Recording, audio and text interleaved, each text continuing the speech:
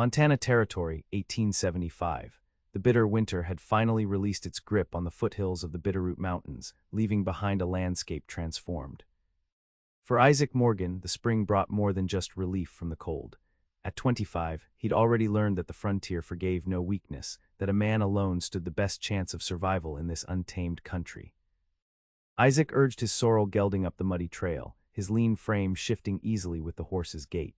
The late April sunshine warmed his clean-shaven face, highlighting the sharp planes of his cheekbones and the permanent crease between his brows, the mark of a man who'd spent too much time squinting against harsh elements and harsher realities.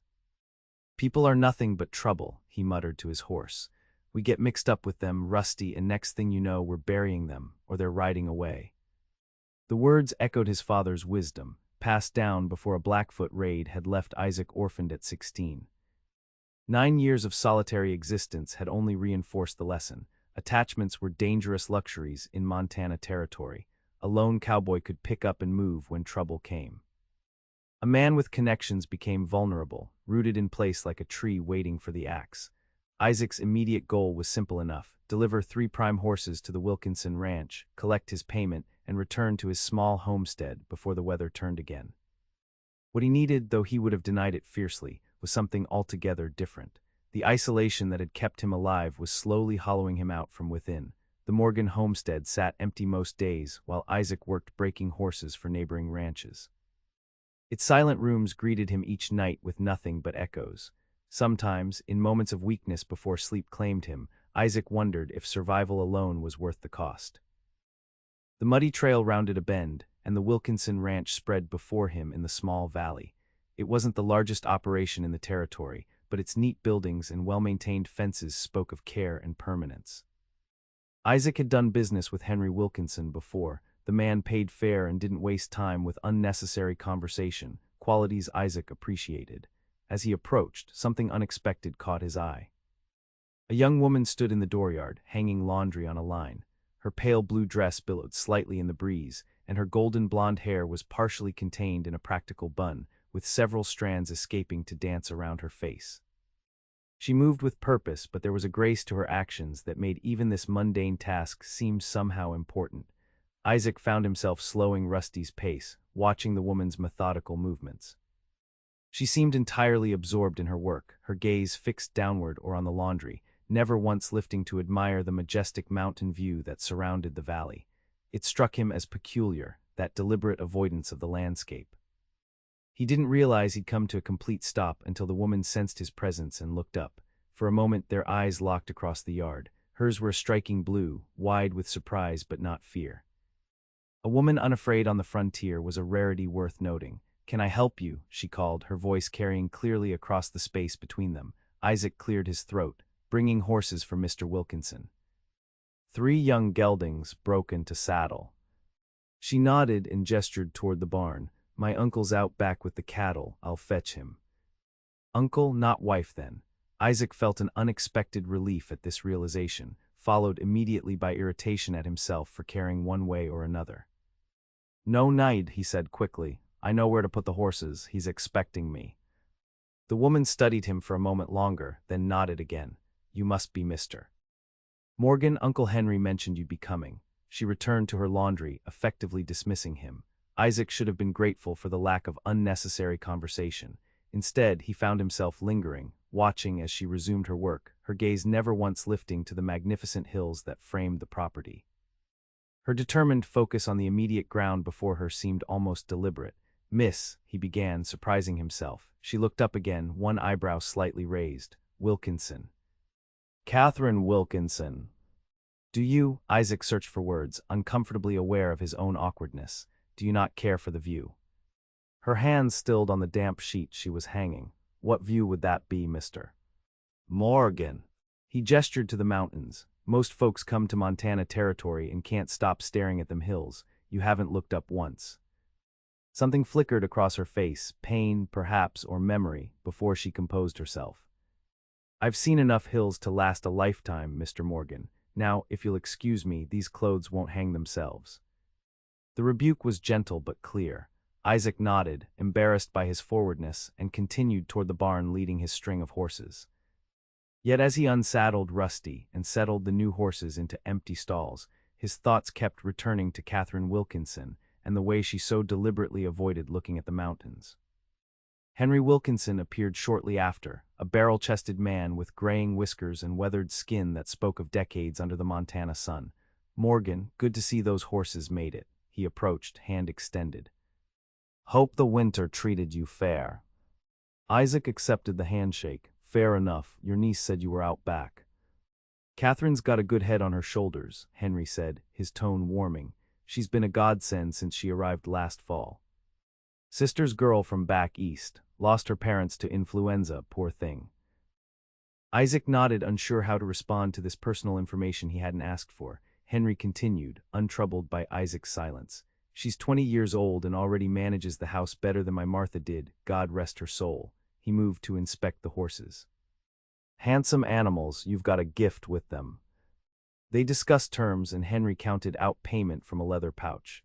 Business concluded, Isaac should have mounted up and headed home. The day was still young and he could make good progress before nightfall. Instead, he found himself saying, "Your niece, she doesn't look at the mountains." Henry's expression sobered. "You noticed that, did you?" "Not many do," he sighed heavily.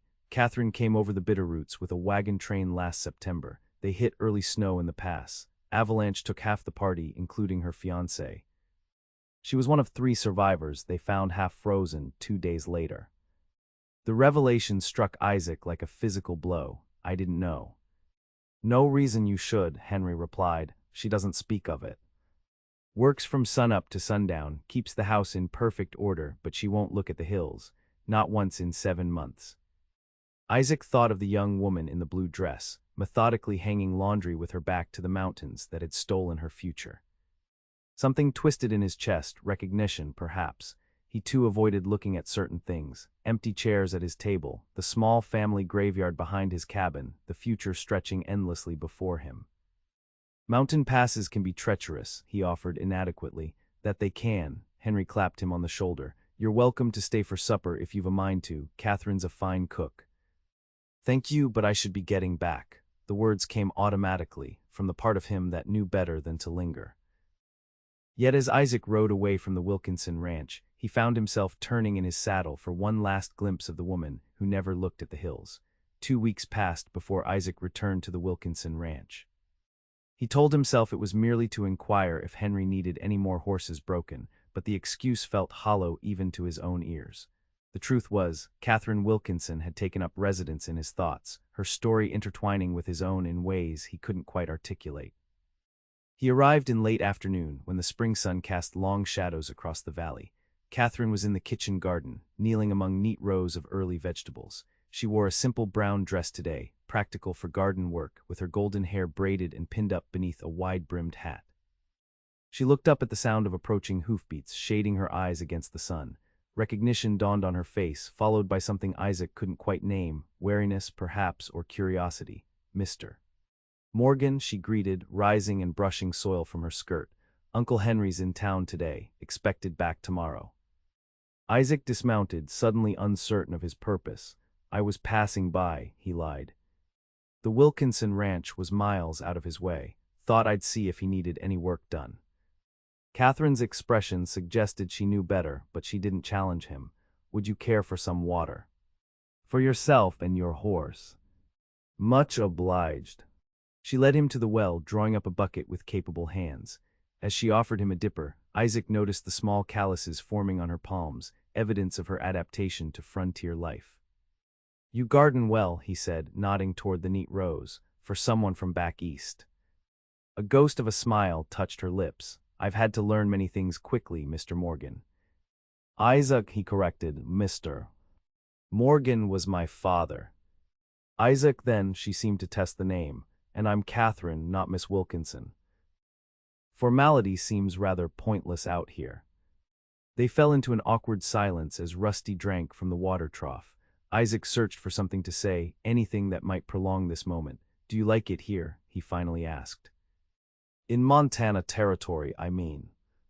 Catherine considered the question, her blue eyes thoughtful. "I don't know that like enters into it. I'm here because this is where life has placed me." She paused. "And Uncle Henry has been kind." The territory can be harsh, Isaac acknowledged, but there's beauty in it too. So I'm told. Her tone remained neutral, but her gaze stayed fixed on the ground, the buildings, anywhere but the encircling mountains. Isaac took a risk. Your uncle told me about the pass. Catherine stiffened, her hands tightening on the water dipper. For a moment he thought she might walk away. Instead, she exhaled slowly. Did he now? It wasn't a question.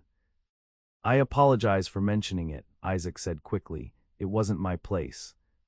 No, it wasn't. Her voice was quiet but firm. After a moment she added, but I suppose people talk. Especially about a woman who won't look up.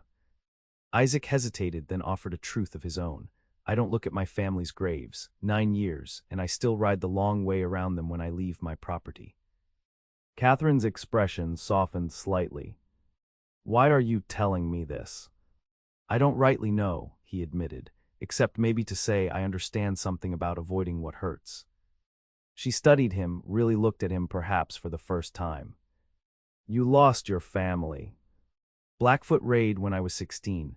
The words came easier than expected. Father, mother, younger sister. I was out hunting, came back to smoke and bodies. I'm sorry, the simple words carried genuine weight. As am I for your loss.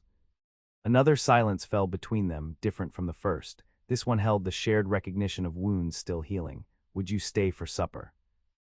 Catherine asked suddenly. I've made more stew than one person needs, and it seems a waste to let it go. Isaac should have declined. The sun was still high enough that he could make significant progress toward home. But something in Catherine's invitation, the tentative reaching out of one wounded soul to another, made refusal impossible. I'd be honored, he said. That meal marked the beginning of something neither Isaac nor Catherine could have anticipated. Over bowls of hearty stew and fresh-baked bread, they spoke of small things, the spring planting, the behavior of horses, the changing weather patterns. Yet beneath these mundane topics ran a current of understanding, of recognition. As darkness fell and Isaac prepared to leave, Catherine walked him to where Rusty waited, saddled and ready. You have a long ride ahead, she observed. I've made it in darker conditions. He hesitated, then added, I could come back. Help with some repairs around the place, while your uncle's looking after the cattle. Catherine considered this. Uncle Henry would appreciate the help, I'm sure. And you, the question slipped out before Isaac could stop it. In the lantern light, he saw color rise in her cheeks. I would not object to the company. It was hardly a declaration, but it was enough. Isaac mounted Rusty, tipping his hat. Tomorrow, then. Catherine nodded, her eyes meeting his briefly before dropping away. Tomorrow. As Isaac rode into the gathering darkness, he realized he'd just made his first connection in years that wasn't strictly business.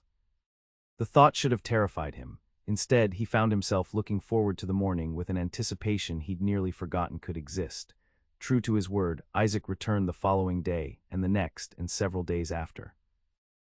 Each visit brought new revelations. Catherine was well educated, having attended a ladies' seminary in Boston. She could recite poetry from memory. She had a dry wit that emerged when she felt comfortable. Isaac shared parts of himself as well, his knowledge of horses and their moods, stories of his childhood before the raid, his quiet pride in maintaining the homestead his father had built. On his 5th visit, as they repaired a section of fence together, Catherine asked the question Isaac had been dreading. Why do you live alone? Her hands never stopped working as she spoke, holding the rail steady while he hammered. A man your age with land and skills, most would have sought a wife by now. Isaac drove the nail with perhaps more force than necessary. People die, Catherine, especially out here. Yes, they do, she agreed softly. Is that reason enough to avoid living? He looked up, surprised by the challenge in her words. Isn't that why you won't look at the mountains?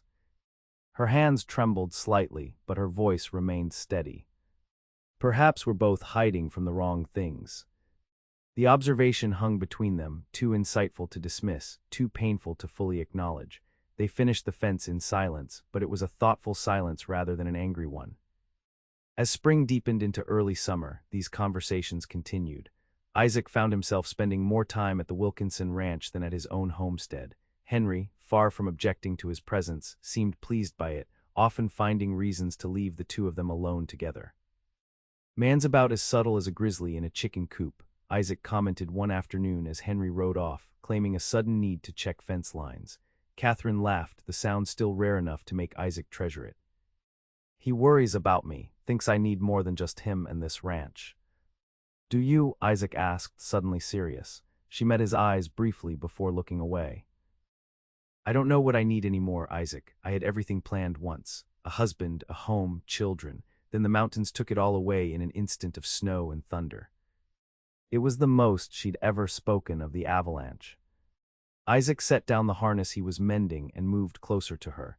Catherine, he waited until she looked at him again. Not everything stays buried under the snow. Her blue eyes glistened with unshed tears. Some things should. And some things shouldn't, he countered gently. Some things need to be dug out and saved.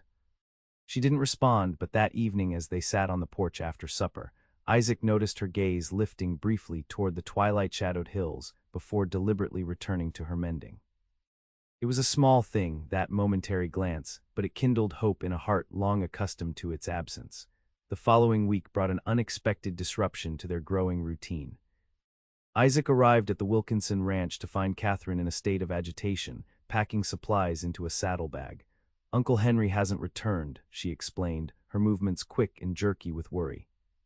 He rode out 2 days ago to check on the north pasture cattle, should have been back yesterday morning. Isaac's concern was immediate. The north pasture borders Blackfoot hunting grounds. I know, her voice was tight. I'm riding out to look for him. You, the word came out harsher than he intended. Catherine, you can't track, you don't know the territory, and you. He is the only family I have left, she cut him off, eyes flashing. I will not sit here and do nothing. Isaac recognized the futility of argument. I'll go with you. Relief softened her features. I was hoping you would. They set out within the hour, Isaac leading on Rusty with Catherine following on her uncle's steady bay gelding. She rode well, another surprise in a woman raised in Eastern drawing rooms, though she explained it had been one of the few frontier skills she'd possessed before coming west. Father believed ladies should ride properly, not just perch sideways on a saddle, she said as they followed the creek toward the north pasture. Mother was scandalized, but he insisted.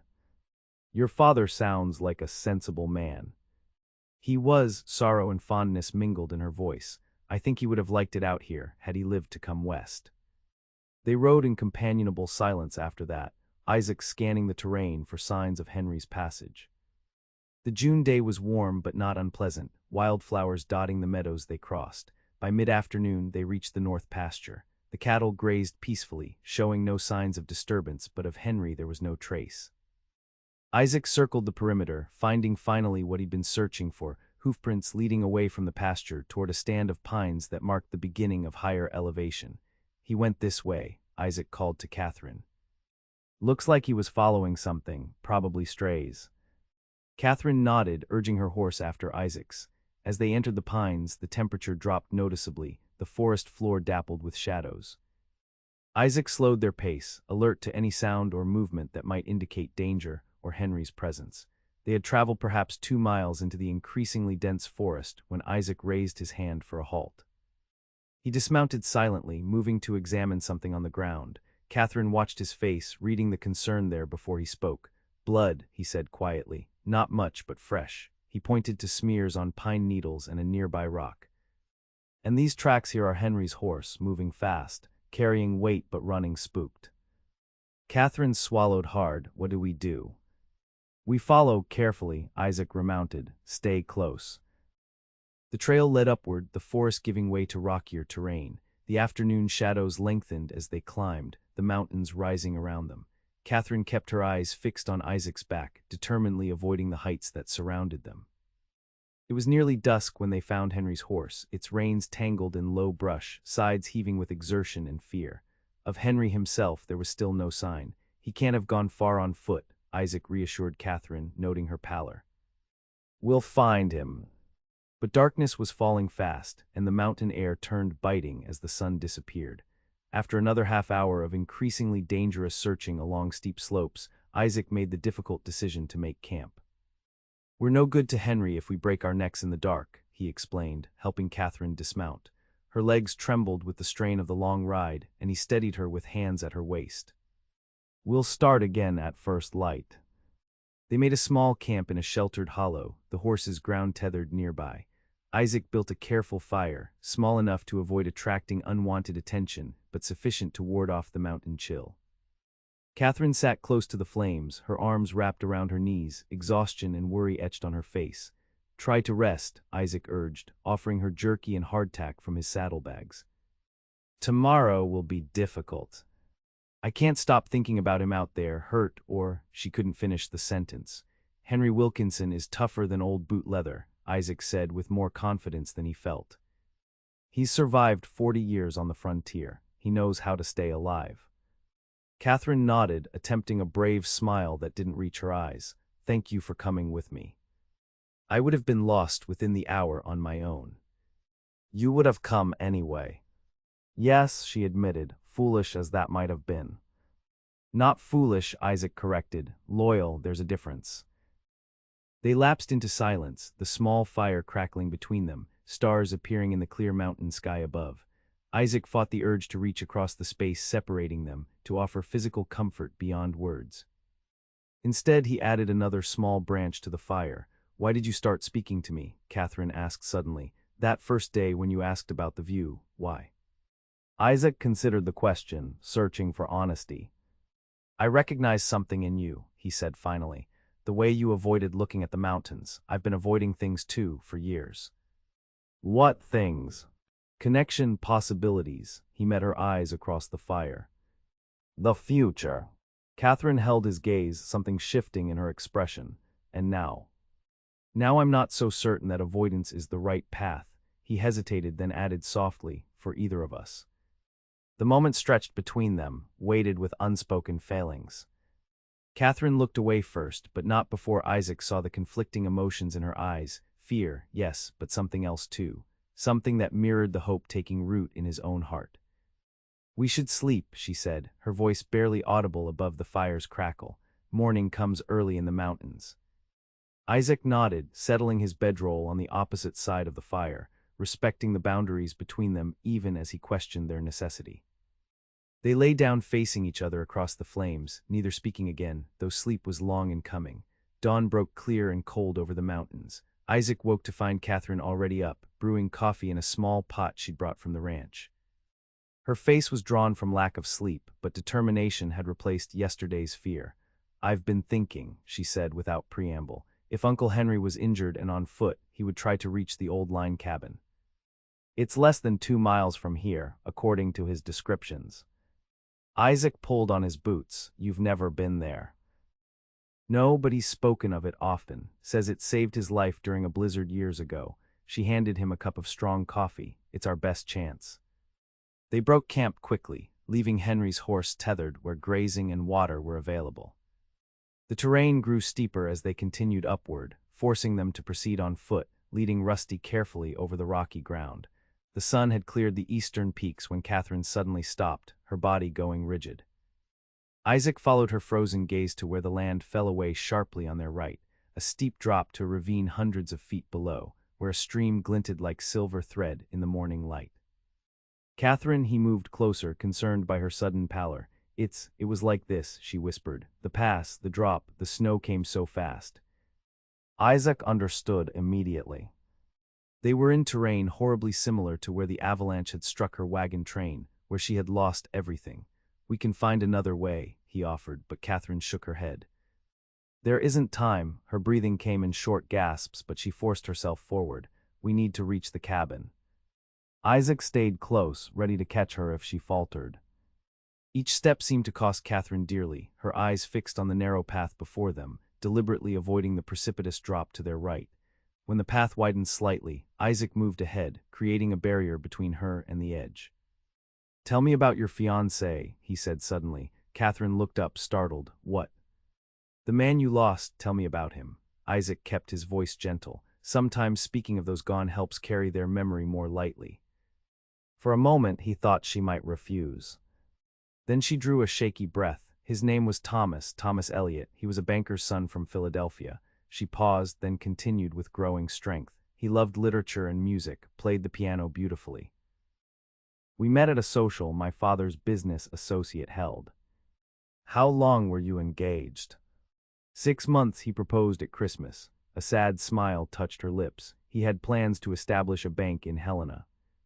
Said Montana territory needed civilized men to help tame it. Isaac nodded, encouraging her to continue as they navigated the difficult path. Her story flowed more freely now, memories of Thomas emerging, his laugh, his ambitions, his tender consideration of her wishes. With each recollection shared, Catherine's steps grew steadier, though she still refused to look toward the ravine. He would be grateful to you, she said finally, as the path began to level out. For helping me now. I think, Isaac said carefully, he would want you to find happiness again, whatever form that might take. Catherine didn't respond, but when Isaac glanced back, he saw tears tracking silently down her cheeks. He stopped, turning to face her fully. I'm sorry, he said, I shouldn't have pressed. She shook her head. No, it's strange, but it helps, saying his name aloud, remembering him as he was, not just how you lost him, Isaac finished when she faltered. Yes, she wiped her cheeks with the back of her hand. I've been so afraid to remember, as if memories alone could bury me. They can't, Isaac said with the certainty of someone who had learned this lesson the hard way. Memories only have the power we give them. Catherine looked at him then, really looked at him, as if seeing something new. When did you get so wise, Isaac Morgan? Not wise, he corrected. Just tired of running from ghosts. A shout interrupted the moment, distant but distinct. They both turned toward the sound, alert. Uncle Henry, Catherine called, her voice carrying across the mountainside. Another shout answered, clearer now. Isaac pointed to a stand of pines ahead. There, someone's there. They hurried forward, Rusty following obediently. As they rounded a massive boulder, the line cabin came into view, a small, sturdy structure of rough-hewn logs. On its porch sat Henry Wilkinson, legs splinted with makeshift branches and strips of cloth, face lighting with relief at the sight of them. Catherine Morgan, thank God. Catherine ran the remaining distance, heedless of the uneven ground. Uncle Henry, are you badly hurt? Broken leg, I reckon, he grimaced as she reached him. Horse spooked at a rattler, threw me down that slope yonder, crawled my way here yesterday afternoon.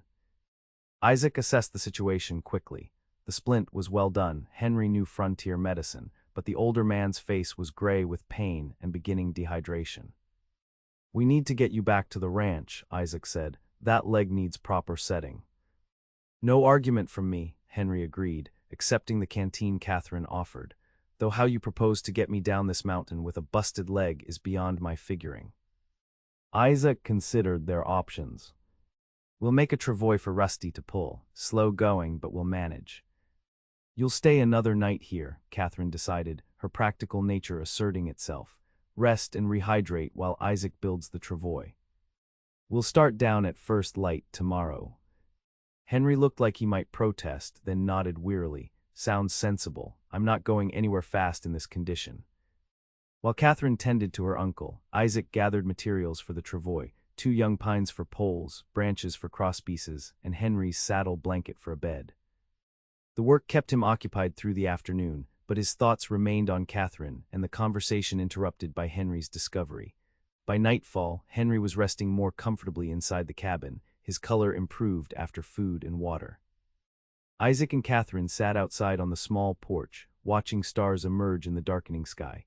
The mountain air carried the scent of pine and distant snow. We made it through today, Catherine said quietly. Isaac nodded, understanding her meaning went beyond finding Henry. You faced the heights. I had no choice. There's always a choice, he countered gently. You could have turned back.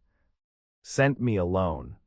She considered this. Perhaps what I mean is, I chose something more important than my fear. That's courage, Catherine. Is it? She turned toward him. Then by that measure, you're the most courageous man I know. Isaac shook his head, uncomfortable with the praise. I've spent 9 years hiding from connection. There's no courage in that. Yet here you are, she pointed out, risking everything to help a woman who won't look at mountains and an old rancher with a broken leg. You could have stayed safely alone at your homestead. I couldn't, he admitted, not after meeting you. The words hung in the night air between them. Catherine's breath caught audibly, but she didn't look away. "Why?" she asked, her voice barely above a whisper. Isaac searched for the right words, finding only simple truth. "Because you made me want more than survival. You made me want to live again."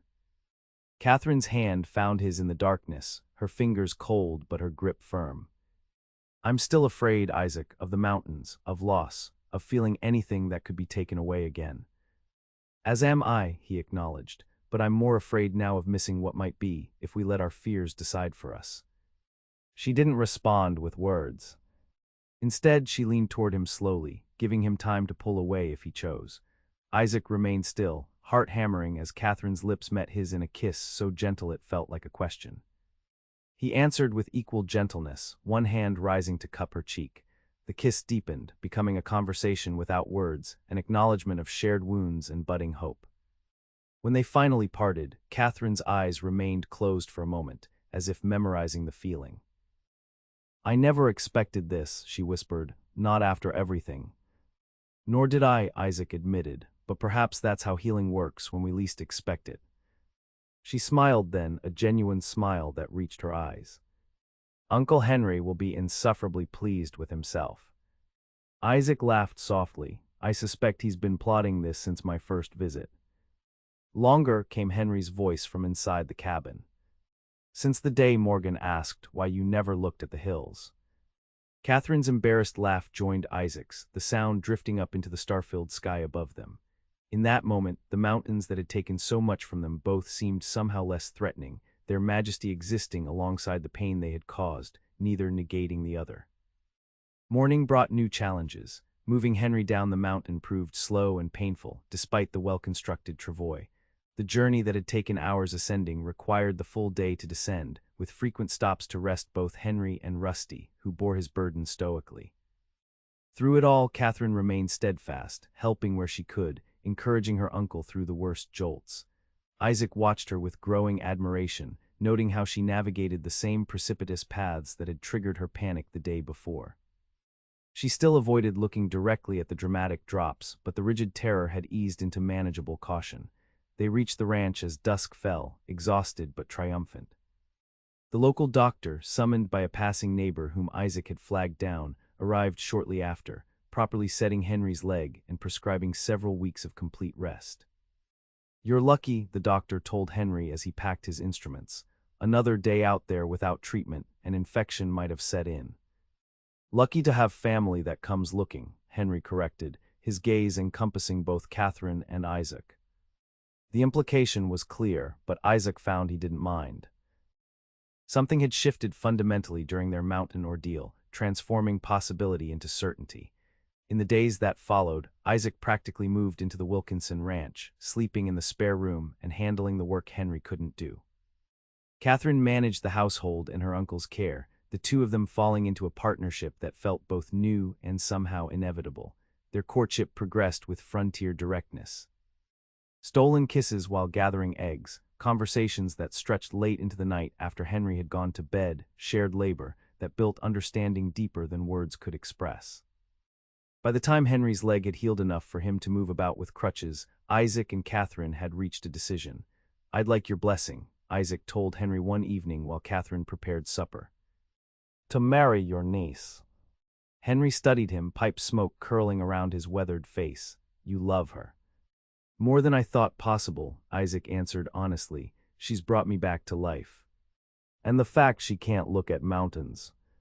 That she carries grief you may never fully understand." "We all carry something, Henry. Her burden doesn't frighten me, and she's stronger than she knows." Henry nodded slowly. "Have you asked her yet?" "Not formally. I wanted to speak with you first."